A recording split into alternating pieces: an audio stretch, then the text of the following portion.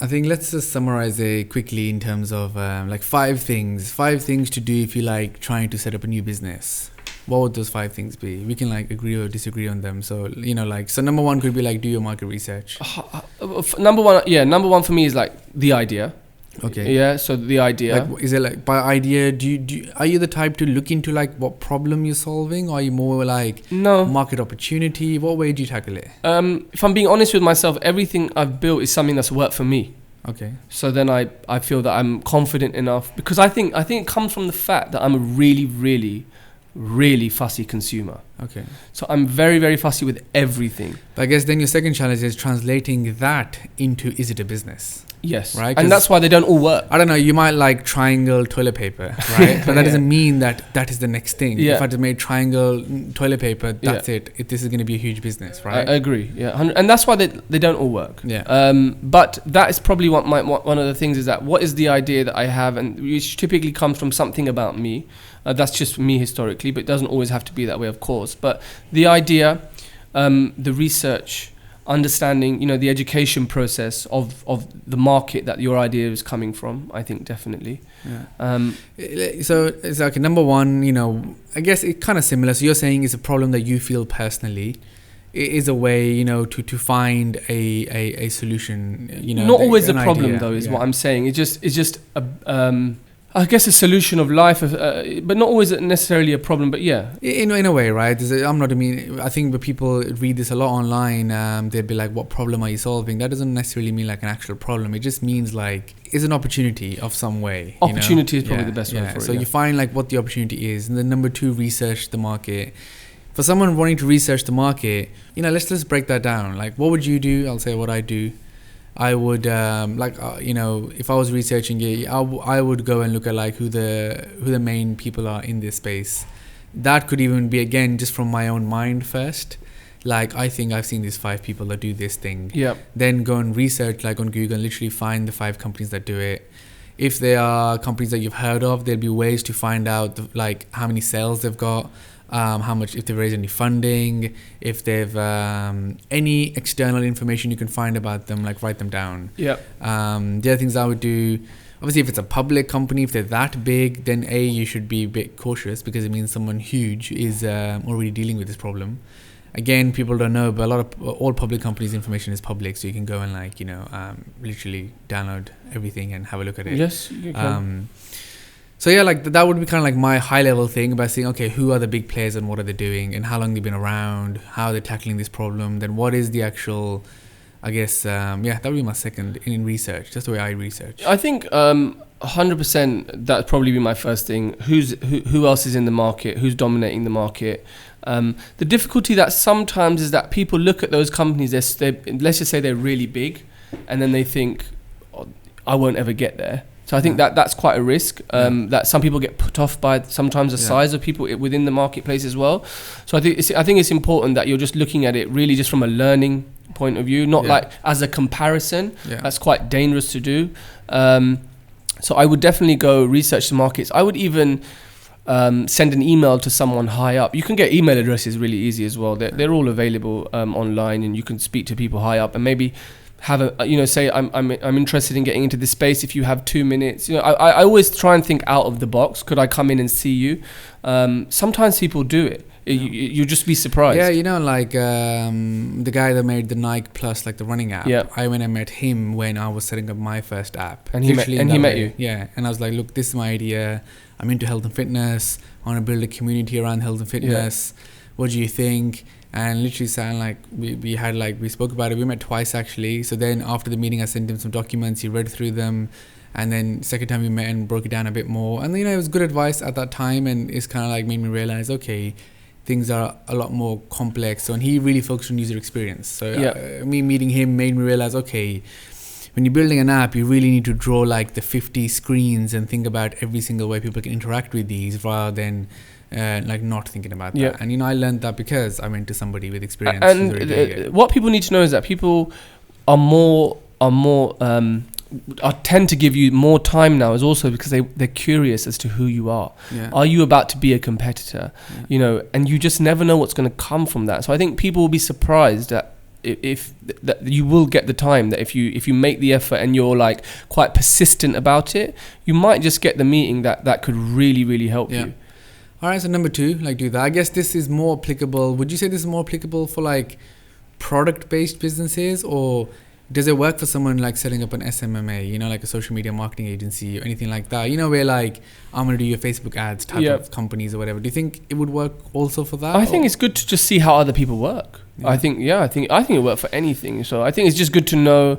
Because I would look at things like, even going back to researching the market, one thing I would look at is like, how do they charge people, right? Is it just a one-off cost? Is it a subscription? Yeah. Is it, because in software that works a lot, right? The first thing you look at is it a monthly based, you know, is it a SaaS software? Do they charge a percentage? Is an upfront cost, you know? Also, all these companies are so different as well. There is no set guideline. They all value themselves, their own brand, their own time. So I think it's interesting to just get a good diverse feel from the high end to the low end. I remember I was at VaynerMedia a few months ago at an event, and I mean the prices that they were talking about. Obviously that's like the high end, but it was just I wasn't going there for myself to like use them. We couldn't afford it, but. Yeah. The numbers they were talking were just huge, what they're charging their clients. Yeah. And then you can go to a more low-key marketing agency and it's perfect. So I think it's just good to have, it's education. Yeah. I think people just need to see the value in just listening and learning sometimes. And it's education. All right, so we've come up with the idea, you know, because it's some opportunity. We've researched the market, and what do we do from there? So research the market. I suppose you need money as well, right? So I think one of the key things is, how am I going to pay for this? Yeah. And there are a number of ways to do that. You know, a long time ago, it was easier to get bank funding. When I started a property business at 17, I walked in and got a bank loan on the spot. It's not like that anymore, as a lot of people know. So I think you need to know how you're going to get money. Is it an investor? Is it a bank? Is it a private, like a family member? Have you built a pool? And there are many ways to do that too. What about someone that doesn't have any money then? What happens then?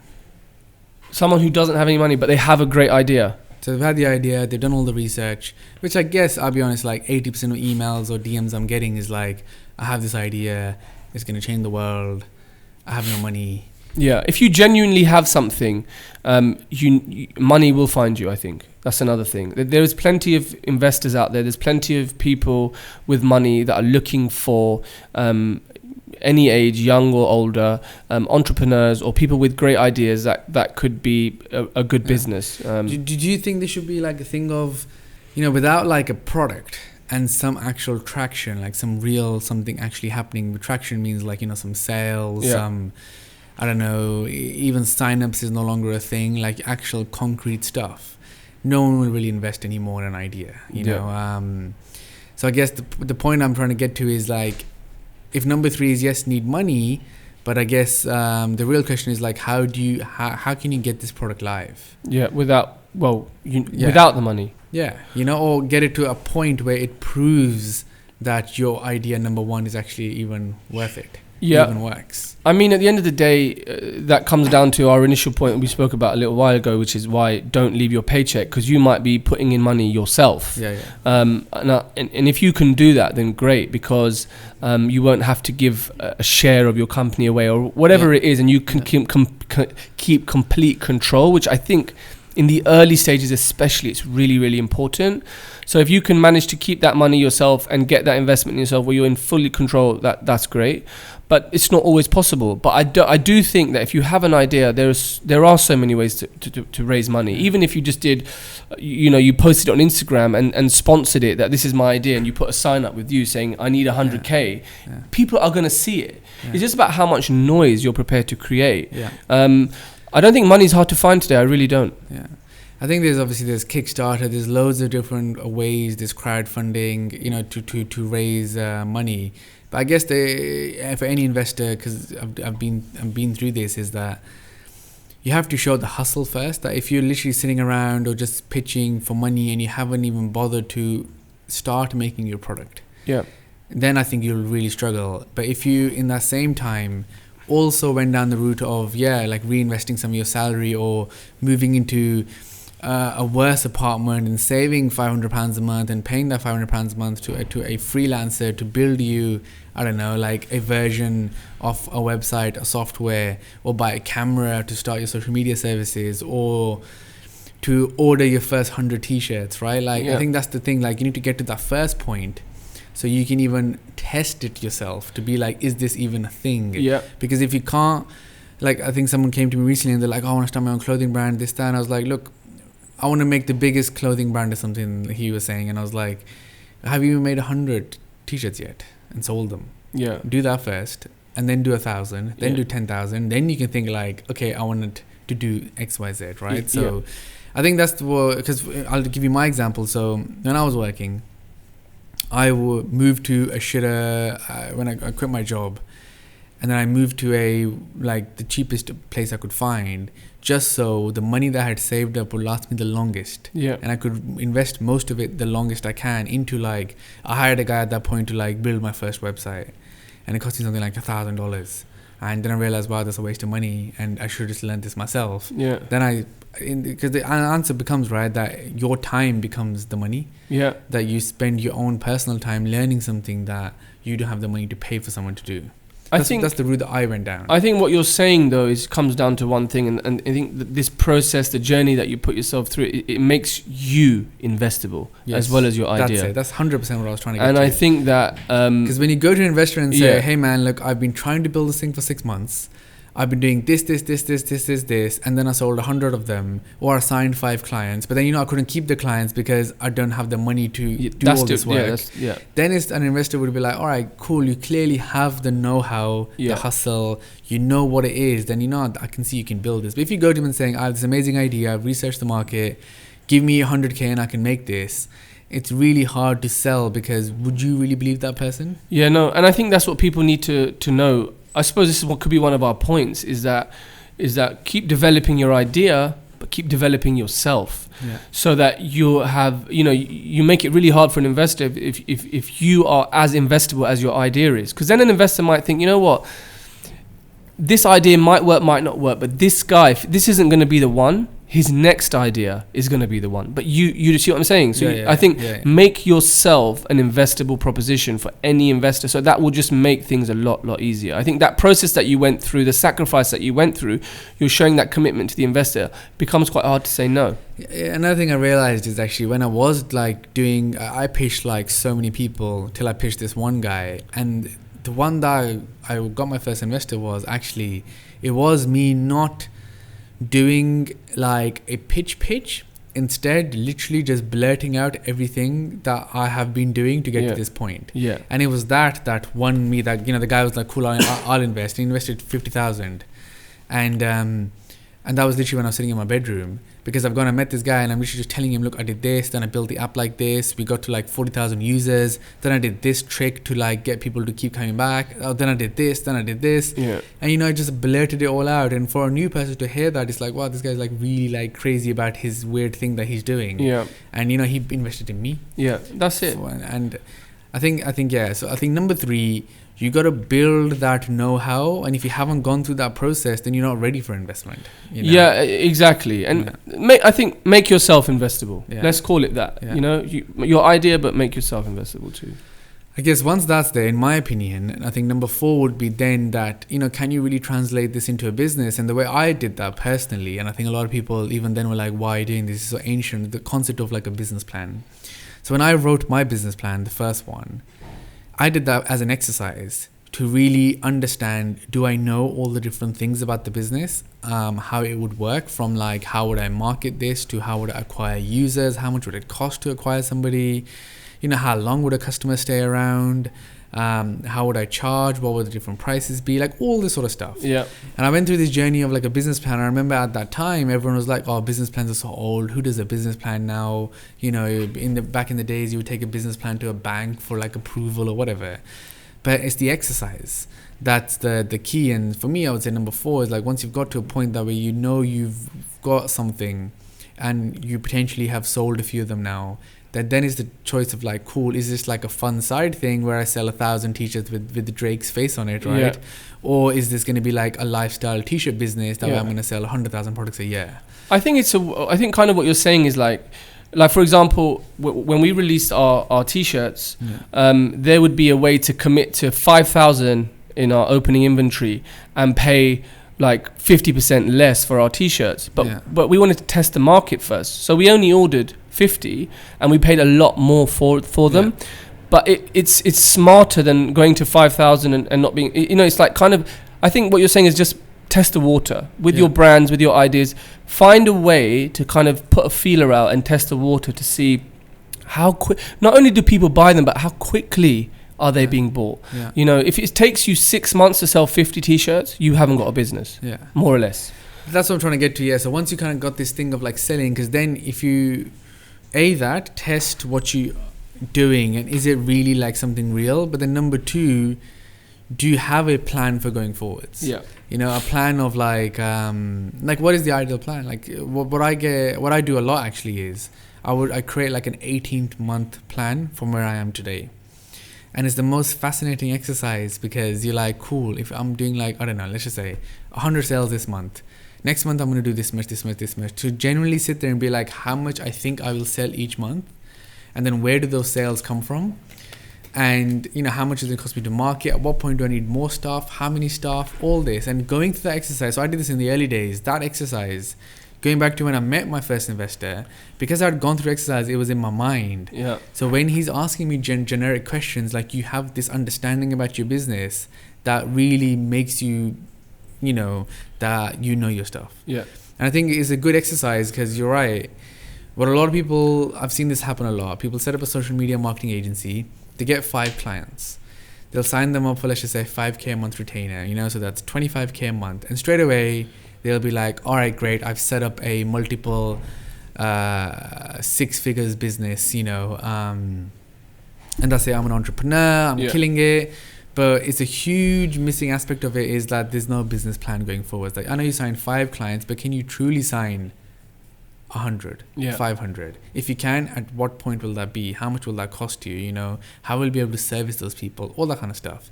So I think from my point of view, I think like the 4th point is once I guess we can almost say the 4th point is testing to see if there's a business. Then I guess this would be like a 5th point that once it's working, like is there like a long-term planning business here? Like what is the long-term plan? Can you sit and actually write an 18-month business plan with financials where you're actually talking about what the business is, how does it work, who's your customers, the marketing, what you're going to do, what works. I think that's really, really important. Do you do that for your businesses? I do. Oh my God, I do. I overplan maybe. Okay. I overthink, I overplan. You ask anyone that works for me, they'll all tell you the same. But I think it's, and by the way, that needs to chill a little bit as well. But I think it's really important what you're saying. And I think that I come across this a lot with businesses, entrepreneurs, whoever, people in business, where they just think they're going to ride that wave for the next 5 years. And that just does not happen.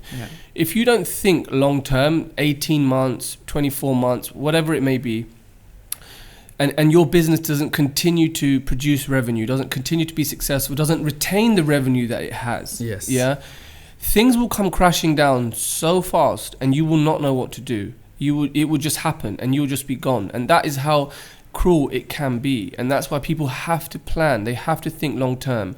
Whatever your revenue is, you just talked about a marketing agency that could potentially take 25K a month in revenue. They need to have a plan. Well, what if I only had 5K for 6 months? Will they even be here in 6 months? And I think that people need to but people need to understand you can't just ride a wave. You have to be planned and prepared for good and bad. What would you do? What's plan B? What's plan C? Because plan A hardly ever works. It hardly ever works. How much do you do in terms of planning? This is just even for me out of interest. Like, do you say like forecast like sales and stuff, or no? Are you past that point? Like, no, we forecast a year in ahead, a year in advance. Okay. If we forecast a year in advance, we have a year-on-year chart that we look on, even to the day. So even today, I know exactly my position to last year, this time in July, the percentage, and what we need to grow by all the time. I'm guessing, even I know it's your company and stuff. Like, I don't know. Do you have investors, or is it just your? I have no investors. Okay. We've always done everything Do ourselves. you guys do like? In that case, like, are you doing like board meetings and that sort of stuff? I've Do you just sit hired together? my first ever managing director. Okay. I've never done it before, but the time is right. All right. So yeah. Because what I do is stuff like so I have like a monthly forecast, like against I make them, I guess, yearly, but then for the next quarter, like I do it like revised, Yeah. and then that quarter, then I reflect upon like actual versus budget, like. But you'll always what we're doing. change. Yeah, It will always change, because your numbers are just projections. Who knows, right? So like we set it out a year in advance, but they're changing all the time. We reforecast all the time. Okay, yeah. It's also important when you have a big team that are working towards numbers. I mean, it could be anything. Like, for example, we had more snow this year. Yeah. For example, that affects numbers. Yeah. You have to understand the climate of business, the climate of the world that will affect. So you reforecast again and you reforecast again. And then where you can feel momentum, which is really, really important, you push, you increase. And that's how we kind of do it. But you have to have your eyes on the numbers all the time. This is something I learned because I hated maths, I hated numbers, I hated all these things, but I realized that I can't have a successful 7-figure business without being very good and very savvy with your numbers. And someone taught me this in business, and it stuck with me now. So, okay, just to summarize, the 5 things, if you have a business idea today and you want to pursue it, the 5 things that you need to do is, number 1, what is the opportunity? Like you need to know that inside out. Number 2, who else is in the market, the industry, like research that from every angle you possibly can think and write it down somewhere, if that's a PowerPoint, a Word document, whatever. Number 3, do you need funds for it? And what's it going to take for you to get to like that MVP stage, which is the minimum viable product, which is a working version of some sort. If that's a t-shirt, if that's a software, if that's a service like video work for somebody, whatever that is, like what's it going to take for you to get there, And then number 4 is, can you go and get 5 clients, make 100 sales, that you can test this, and to yourself, firstly, you can prove that this is even a thing. Because if this your idea, it only becomes a thing when someone's paying you money for it. Yeah. So can you go and get money for it? And then number 5, can you actually put a business plan together that makes this small idea of yours that has made a little bit of money into a real business? So I think that's like the 5th thing.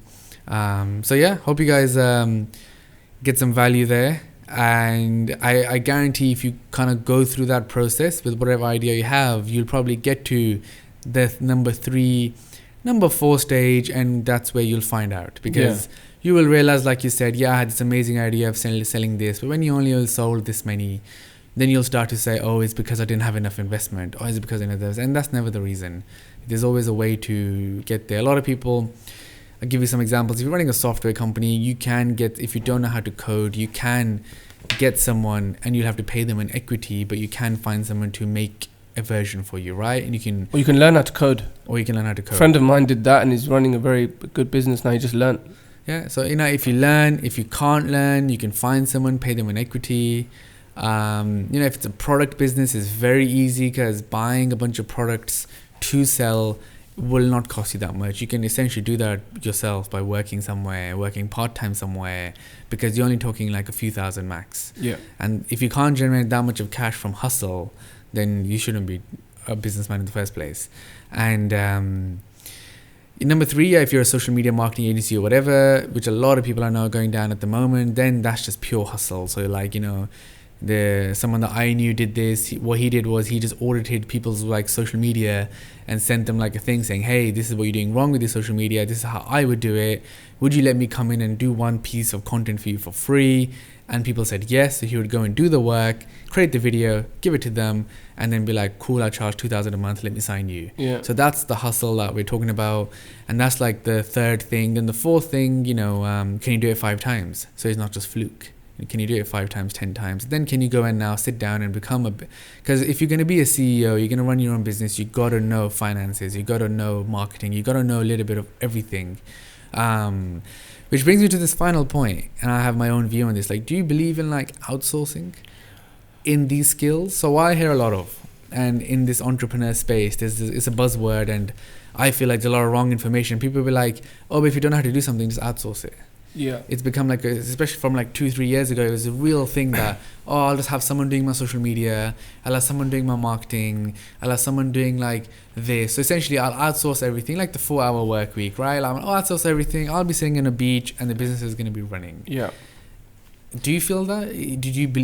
Have you ever? I don't really have an issue with in or out. I'm blessed to have a really strong team within my head office that we can do most of it, but I also work with other really good, talented people. I think it just comes down to, obviously budget is a thing, but I think it comes down to just work with really good people. You know, you have to, like, your photographer has to be amazing, your web creator has to be amazing, you know, your marketing people need to be the best. Work with good people.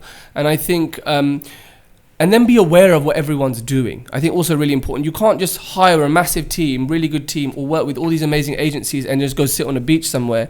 You need to understand what they're all doing. You know, I can't code, for example, but I'd like to understand a little bit about what coding does, what does it achieve. Or I'm not a designer, for example. I have an in-house designer that works for me, but I'll sit there with her and we'll go through every line, everything to be part of the process. So involve yourself in all the processes, make yourself aware of everything. But I think just work with good people. I don't look at it as in or out necessarily. I just want to work with great people. Okay. I would work with you on something, you know, on people that I can see that have got the appetite, they're proven, they've got the track record. Yeah. I think that will only elevate what you're doing, to be honest with you. So that's how I think it's a different way of looking at it. Yeah, of course. I think, you know, I think the point there is that you're still working with them. I'm working always with everyone. I'm there. In the way I was referring to outsourcing is like how people see it, that, oh, I just find someone to do something and then job done. You like, can't leave things to anyone. Exactly. If you want to be a true CEO of your business, you need to have your hand on every project. Yeah. You might not always physically be there, but you need to know what's going on. Yeah. And you can't leave things to anyone because it's your vision. Yeah. It's your business. No one will ever understand that like you do. Yeah. So you need to be a part of it. That's something I'm learning in this journey more and more as well. That what you just said, that your like vision of how you see things, and that's where you kind of started this whole journey, right? Yeah, 100%. Otherwise, you just don't. You know, I have lost sight of that sometimes, and really thought, actually, then why am I doing this if I'm not doing it the way I see fit? I mean, I've gone through the path of making the mistake where, okay, the company's a good size now. I have people that can do everything, so I'm just going to let them do it. I've gone through that, and whilst I do have great people, but it benefits them. They still have to get better, don't they? It doesn't matter how good they are. They still have to get better, and it all comes down to whose vision is this? Who's the person behind that wanted to create all these amazing things or offer this amazing product? Because whosever vision it is, needs to continue to inspire to continue to inspire everyone. Everybody needs inspiration. Doesn't matter how good you are. So I'm always around all my projects. I don't actually. We're talking about beaches. I hardly take holidays. You know, I'm always around my projects, and that's just something that I think is a requirement of being a successful entrepreneur. And all the best, all the greatest, they do it. Cool, amazing. Well,